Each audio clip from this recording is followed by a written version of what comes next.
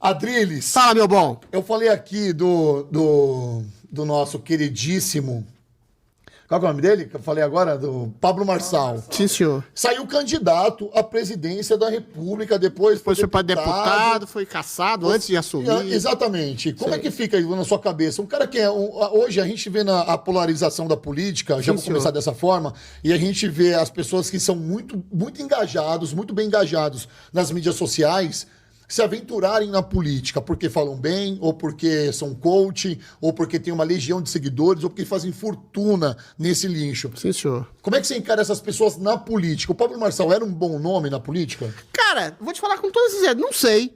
Eu acho que o Pablo Marçal tem um discurso coeso, tem um discurso concreto. Eu não confio muito em coach que planeja e projeta um sucesso. Eu não sou muito fã, assim, total dessa teologia da prosperidade aplicada ao mundo dos negócios. Uma coisa é você fazer uma parceria com Deus, com Jesus, para você estabelecer na sua vida, na sua família, um sucesso financeiro. Mas esses caras que se colocam tudo como mistura teologia, cristianismo com empresário, eu acho que, primeiro eu vejo com algum tipo de desconfiança.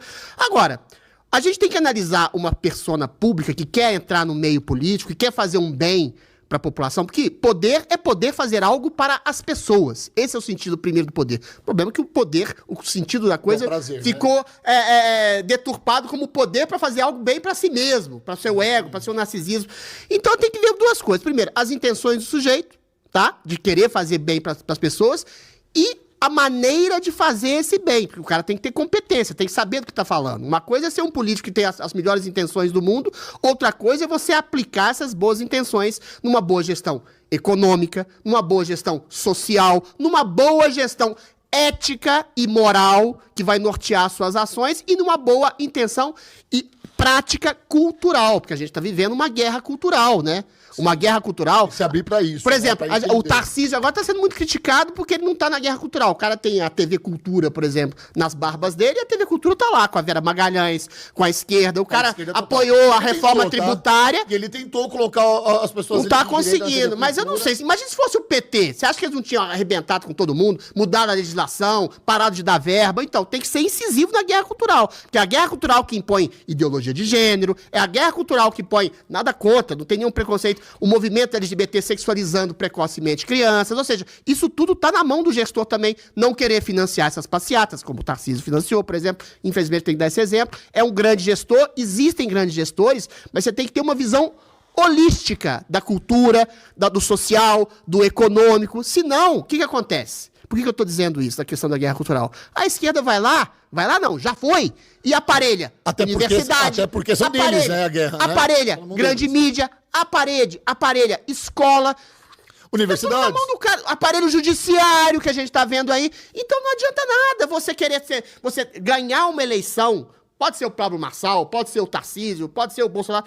Se você ganha uma eleição através de uma maioria da população que é essencialmente conservadora, e não faz e não guerreia a guerra cultural e não tenta estabelecer outras lideranças, outros nichos de reverberação, não tenta ocupar os espaços, as universidades, as instituições, as escolas, a mídia, senão a esquerda sempre vai vencer, mesmo que uma pessoa de direita, conservadora, cristã, vença a eleição. Mas, Adriles, em todo esse seu discurso, eu vejo só um erro. Eles não estão abertos à comunicação. Eles querem massacrar. A diálogo, não estão abertos a diálogo. Tudo bem, você está falando de emparelhamento nas universidades, né, nas periferias, que você não citou, mas eu quero também citar. Escolas, periferia. Escola, tudo mais. Mas eles não estão abertos ao diálogo. Como é que resolve isso? A gente está falando eu comecei a pergunta com o Pablo Marçal, você trouxe o Tarcísio para a situação. Se você não está aberto ao diálogo, como é que funciona isso? Você tem que ocupar espaço. E como é que ocupa? Ocupar espaço na queixada. Por exemplo, o Tarcísio pode ocupar a TV Cultura mudando a legislação. Demora um ano para ter eleição. Muda a legislação. O cara tem a câmera na mão. O Lula fez isso, né? O cara né? tem a câmera na mão.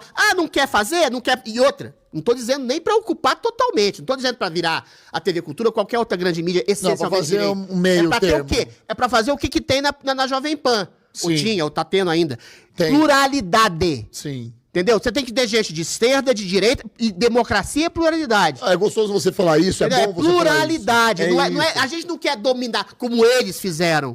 Agora, quando você tem um meio hegemonicamente dominado por um setor de uma opinião única, você cria a possibilidade de ditadura. O que o cara vê? Dogma, né? Dogma, o Rodolfo né? fala de Deus, fala de Cristo, fascista, cristofascista.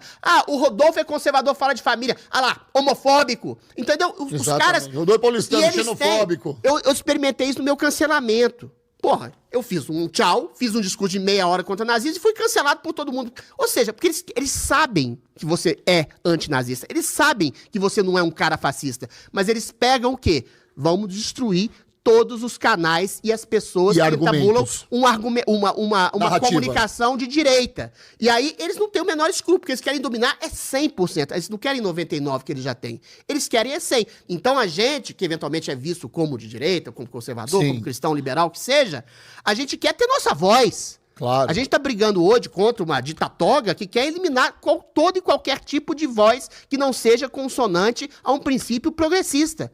A gente quer estabelecer um diálogo e para isso, a gente tem que tomar espaços. A gente tem que o quê? Como é que a gente faz isso? Você perguntou objetivamente, respondendo a sua pergunta.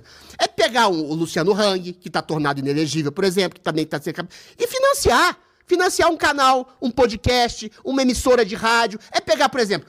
Sei lá, o agronegócio não tem grana pra caramba? Tô anotando tudo que você tá Não falando tem grana aqui. pra caramba o agronegócio? Cara, vocês querem entrar na guerra política e cultural? Vocês não querem ser chamados de fascistas pelo Lula? Vocês não querem ficar com o MST no governo? Então crie um canal de comunicação patrocinado pelo agronegócio e dá voz a quem defende vocês. E quem defende o agro, por exemplo, é a gente, cara. Então, assim, tomar espaço, investir. E aí a gente Eles jogam contra o agro, todo mundo jogando contra o agro. E o agro tem grana, a gente tem que ir nesses nichos de financiamento e estabelecer escolas mais plurais, universidades mais plurais, emissoras mais plurais, pegando grana de quem pode investir e quem pode patrocinar. Senão não adianta você achar que tudo se resolve. Esse é o caminho. Sabe, o caminho é ir pra guerra, então é isso que você tá falando? Mas é guerra justa, guerra cultural. Mas Guerra cultural. Calma, existe a guerra cultural, mas você acha que a direita então deve arregaçar as mangas e falar, vou lutar de igual? Mas tem que ter financiador, Tudo tem bem, que ter um empresário. mas você acha que eles não se escondem por conta disso, por exemplo? Quem se esconde? O Hang, por exemplo, o cara da Havan. Mas aí... Não, tudo bem. Qual é o empresário que vai arregaçar as mangas? Vamos falar da Jovem Pan, por exemplo? Cara, hoje as pessoas estão colocando dinheiro na Jovem Pan, graças a Deus. Mesmo, né? Mas em dezembro, que não tinha, você entendeu? Hoje, todos os programas têm comercial lá, graças a Deus. Inclusive o Flagrante, que é o programa que eu faço lá. Temos um comercial. Mas em dezembro, cara, a gente tava se arrastando. Você sabe disso. Eu sei disso. Você sabe disso. Como é que as pessoas vão colocar dinheiro na direita pra direita vencer ou pra direita ir à guerra, pelo menos? Tô falando de vencer. Tô falando só de sair, de ir à luta. Sendo que não tem força, Cara, brother. eu te dou um argumento financeiro, nem seja moral. Não, por favor. Cara, a maioria da população tem sede, é sedenta por uma comunicação direita. Por que a Jovem Pan tem a audiência que tem? Porque ela é única. Aham. Tudo bem, tem os nossos podcasts, eu tô fazendo um fio diário com o Superman, eu tô na Isso, Gazeta, nós tô vamos na falar Oeste, daqui a pouco mas de disso grande também. porte é só a Jovem Pan.